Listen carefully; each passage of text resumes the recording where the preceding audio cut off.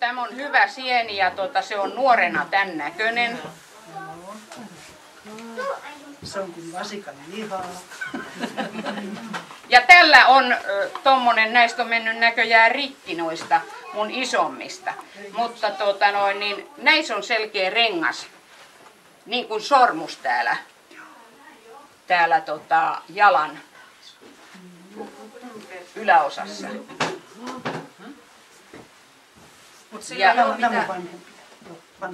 Joo, tää on tämmönen nuori. Et näistä kannattaa kyllä katsoa se, että ne on terveitä, kun niitä kiskoo mukaansa, ettei turhaan ota En tarvitse. Meinasin huonoja yksilöitä.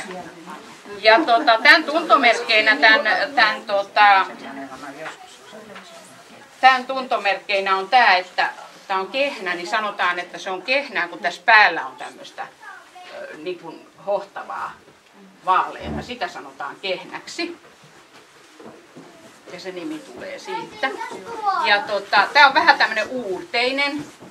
Se ei ole ihan tasainen. Joitain on nimittäin seitikkejä, jotka muistuttaa ulkonäöltänsä pikkusen tätä, kun päältä päin vaan katsoo. Mutta kun mä jo aikaisemminkin sanoin, niin ei saa katsoa vain yhtä tuntomerkkiä, vaan pitää katsoa useampia.